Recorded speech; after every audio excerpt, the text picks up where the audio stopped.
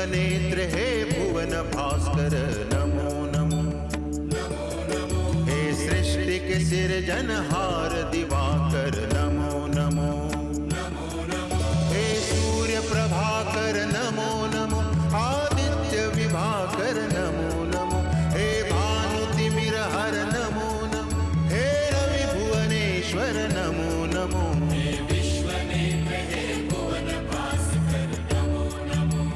नमो नमो। हे सृष्टि के सिरजनहार दिवाकर नमो नमो। ओम सूर्याय नमो नमः। ओम सूर्याय नमो नमः। ओम सूर्याय नमो नमः।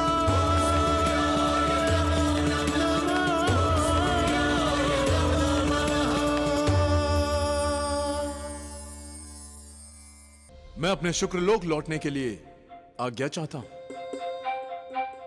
फिर भी मैं वचन देता हूं कि आपकी पुत्री के विवाह में मैं अवश्य आऊंगा।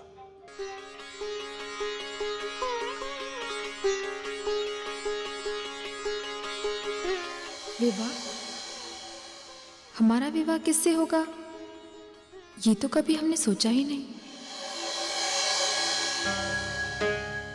पृथ्वी सम्राट दक्ष अपने अहंकार और अभिमान के लिए तीनों लोकों में कुख्यात हैं, किंतु मेरे पिताश्री महर्षि मरीचि के योग बल और ज्ञान के आगे उन्होंने हार मान ली थी। पिताश्री ने उनकी शंका का समाधान करने का उत्तरदायित्व मुझ पर डाल दिया और मेरा उद्देश्य सुनने के बाद काकाश्री पिताश्री का आश्रम छोड़कर चले गए।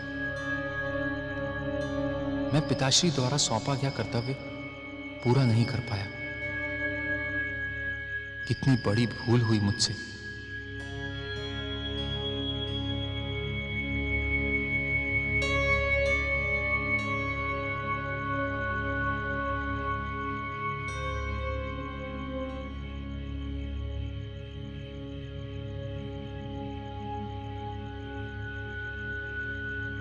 पुत्र कश्यप, मैं तुम्हारी सच्ची भावना से अत्यंत प्रसन्न हुआ, किंतु जिस अपराध के कारण तुम पश्चाताप की अग्नि में जले जा रहे हो, वो अपराध तो तुमसे हुआ ही नहीं है। इसलिए अपराध बोध को अपने मन से निकाल दो।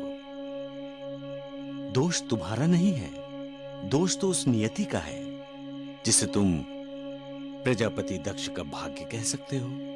पिताश्री, आप मुझ पर कृपा करके तो ये सब बात नहीं कह रहे ना? नहीं पुत्र, ये तो प्रजापति दक्ष का प्रारब्ध है।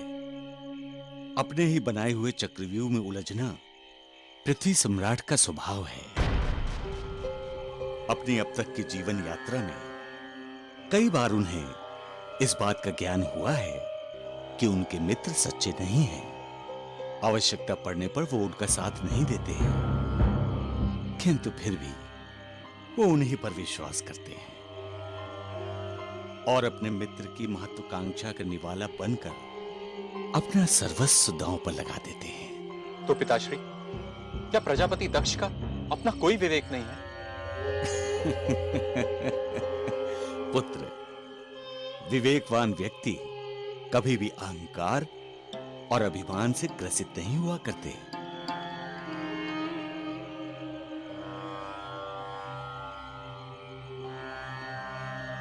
यदि मुझे कभी भी अवसर मिला तो मैं काकाश्री दक्ष को सन्मार्ग दिखाने का प्रयत्न अवश्य करूंगा।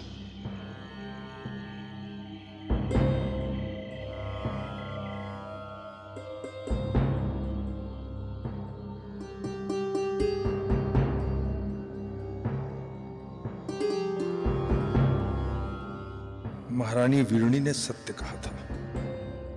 हमारी पुत्रियां सचमुच युवा हो गई हैं और हमारा कर्तव्य बनता है कि इनका विवाह करा दें, किंतु इनका विवाह कराएं भी तो किससे? ये सब पृथ्वी सम्राट की पुत्रियां हैं। इनके लिए वर भी तो ऐसे होने चाहिए जो इनके योग्य हो, किंतु कहां मिलेंगे ऐसे वर? इस संसार में कौन होगा जो इनके योग्य हो?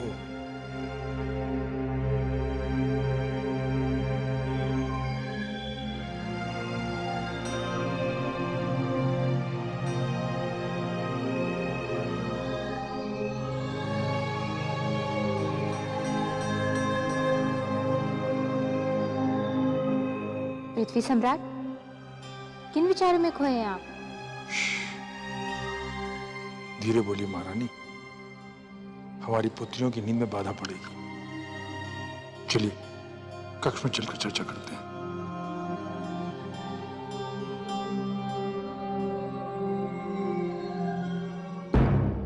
महारानी, हमारे मित्र शुक्रदेव ने जाते जाते हमसे जो कहा उससे हम चिंता में पड़ गए हैं।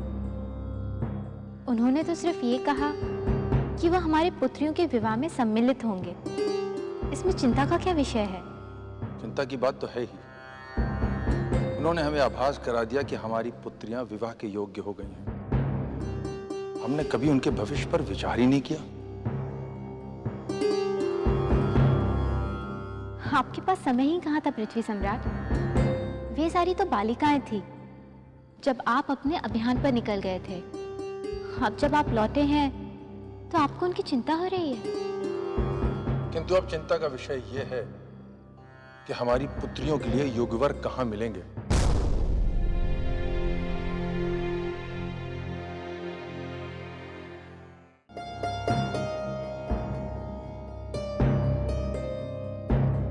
हमारी पुत्रियां गुणवती तो हैं, साथ ही साथ वो पृथ्वी सम्राट प्रजापति दक्ष की पुत्रियां हैं। उनके वर न केवल वीर और गुणी होने चाहिए, अपितु वे सब हमारे स्तर के भी होने चाहिए।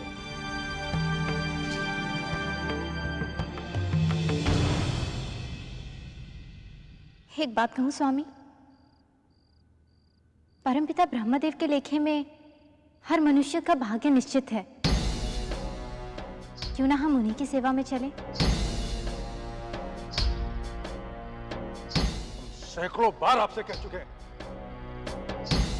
कि हमारे सामने हमारे तथाकथित पिताश्री ब्रह्मदेव का नाम मत लिया कीजिए। हम भूल चुके हैं कि उनका कोई अस्तित्व भी है। और अच्छा होगा कि आप ये बात भूल जाएं। भले ही हमारी पुत्रियां आजीवन अविवाहित रह जाएं, किंतु हम किसी भी मूल्य पर उनके पास नहीं जाएंगे। हम आपकी भावनाओं को समझते हैं पृथ्वी सम्राट, किंतु किसी भी कन्या का जीवन तभी फलीभूत होता है जब वो अपने पिता का घर त्याग करके अपने पति के घर जाती है। हम अपनी पुत्रियों को इस तरह अविवाहित नहीं रख सकते।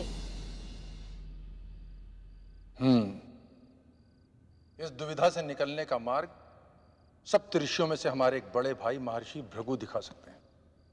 हम कल ही उनके आश्रम में जाकर उनसे अपनी पुत्रियों के भविष्य के विषय में चर्चा करेंगे। आपका विचार अति उत्तम है स्वामी, किंतु आप लंबे समय के बाद अपने अभियान से लौटे हैं। कुछ दिनों के लिए विश्राम कर लीजिए और थोड़ा समय अपनी पुत्रियों के साथ भी बिता लीजिए। फिर अक्षय तृतीया के दिन महर्षि भृगु से जाके भेंट कर लीजिएगा। ये भी ठीक कहा आपने, हम ऐसा ही करेंगे। अक्षय तृतीया की शुभ तिथि में आज महासम्मेलन को दिया सूर्य ने, सर्व ग्रहों को न्योता। जुड़ गए दिव्य शक्ति के धारी, भास्कर के प्रवचन के श्रोता।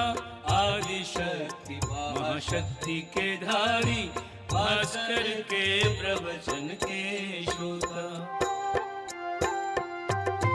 देवी देवों के मध्य में देखो, नारद जी देवर्षि खड़े हैं। शुक्र सभा में क्यों अनुपस्थित, सारे इसी चिंता में पड़े हैं। शुक्र सभा चंद्रदेव, सारी ग्रह शक्तियां आ गई, किंतु शुक्रदेव अभी तक नहीं पधारे। अपने स्वभाव के अनुसार कहीं कोई युक्ति लगा रहे होंगे। ये सूर्यदेव हर अवसर पर अपनी मनमानी करते रहते हैं और मुझे नीचा दिखाते रहते हैं। आज उन्होंने शुभ शक्तियों का महासम्मेलन आयोजित किया है। मेरे प्रति व्यवहार जो उनका है, उसे देखते हुए सम्मेलन में मुझे नहीं शामिल होना चाहिए। किंतु दूसरी ओर यह शायद मेरे लिए एक अच्छा अवसर था। इस सम्मेलन में भाग लेकर मैं उन्हें मनमानी करने से रोक सकता था। क्या करूं, जाऊं या ना जाऊं? कौन इस दुविधा की घड़ी में मुझे सही परामर्श दे सकता है?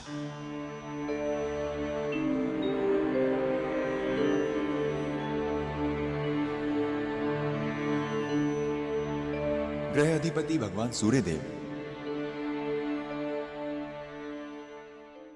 आपके द्वारा आयोजित इस महासम्मेलन में संसार की सभी महाशक्तियां आमंत्रित हैं, परंतु देवऋषि नारद का निमंत्रण पाकर भी शुक्रदेव इस सभा में उपस्थित नहीं हुए।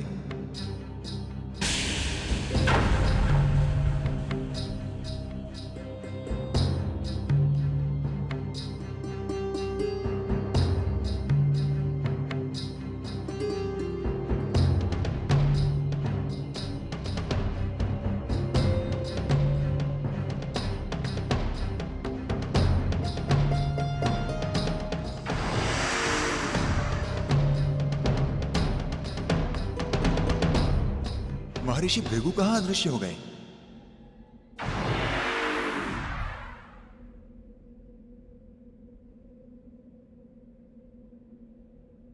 ऋषि भृगु को शुक्रदेव का प्रणाम। आपका शुक्रलोक में स्वागत है। किंतु महर्षि, इस समय आप यहां? इस समय तो आपको सूर्यदेव के महासम्मेलन में होना चाहिए। हाँ शुक्रदेव, और मैं आपको उसी महासम्मेलन में ले चलने के लिए आया हूं। ऐसा महासम्मेलन युगों में एक बार होता है और इसका उद्देश्य संपूर्ण ब्रह्मांड और मानवता का कल्याण है। इसलिए आपको भी इस महासम्मेलन में अवश्य होना चाहिए। महर्षि, मैं आपकी बात नकारना नहीं चाहता, किंतु इस समय सूर्यदेव के महासम्मेलन में उपस्थित होने की मेरी बिल्कुल भी इच्छा नहीं है। ऐसा क्यों शुक्रदेव? ऐसा इसलिए क्योंकि मैं जानता हूं कि इस महासम्मेलन का आयोजन सूर्यदेव ने केवल यश लूटने और अपने महिमा मंडन के लिए किया है। यह आपकी भूल है शुक्रदेव। जो सचमुच महान होते हैं वे अपने मुंह से अपनी प्रशंसा नहीं करते। और सूर्यदेव तो इस सृष्टि के रचयिता हैं। उन्हीं से तो इस संसार को गति मिलती है। उन्हें अपनी महिमा मंडन कराने की कोई आवश्यकता नहीं है। क्षमा करें महर्षि, किंतु अब आपने उनके गुणगान शुरू कर दिए। यही तो उस महासम्मेलन में होने वाला है। तो मैं भगवान सूर्यदेव की बात छोड़कर आपकी बात करता हूं।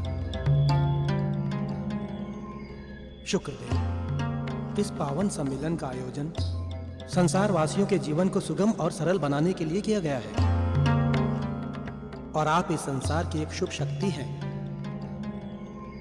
यदि आप इस सम्मेलन में भाग लेने से मना कर देते हैं तो आप स्वयं को एक शुभ शक्ति बने रहने से वंचित कर लेंगे।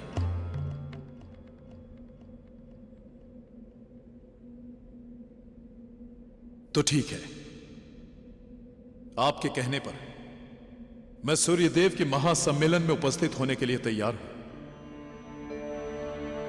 किंतु यदि सूर्यदेव ने महासम्मेलन की आड़ में अपनी महिमा का मंडन किया तो मैं उसका विरोध अवश्य करूंगा। आपकी बात उचित है। यदि पूर्व निर्धारित विषय के अतिरिक्त इस महासम्मेलन में कोई दूसरा विषय आया तो आपको उसका विरोध करने का पूरा अधिकार है। तो ठीक है, चलिए।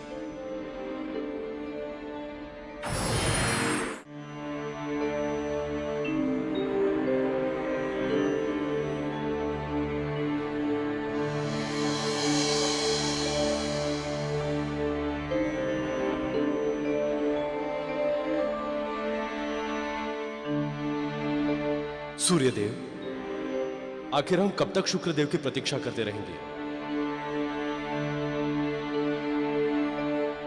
हाँ सूर्यदेव, जो महासम्मेलन में भाग ना लेना चाहे उसके लिए सबको प्रतीक्षा क्यों कराई जाए?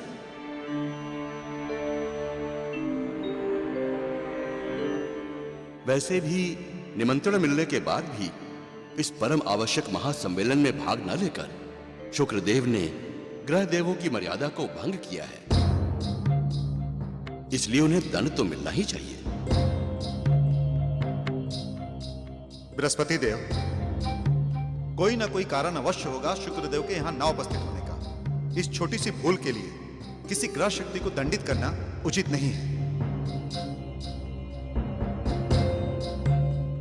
शुभ शक्तियों, यह तो निश्चित है कि निमंत्रण मिलने के बाद भी इस महासम्मेलन में भाग न लेकर शुक्रदेव ने ग्रह देवों की मर्यादा को भंग किया है,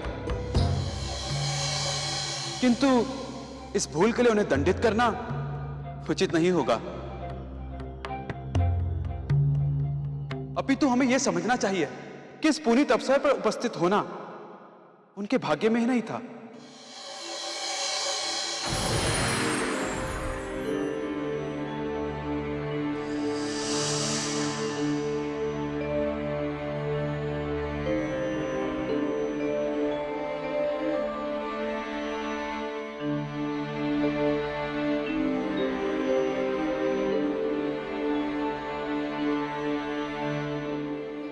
पधारिए। अच्छा हुआ आप आ गए शुक्रदेव। यदि आप ना आते तो हम भी यहां से चले जाते। किंतु हम यहां सूर्यदेव के सम्मेलन में शामिल होने नहीं आए। हम तो यहां सूर्यदेव के महामंडन और उनकी अनुचित नीतियों का विरोध करने आए हैं।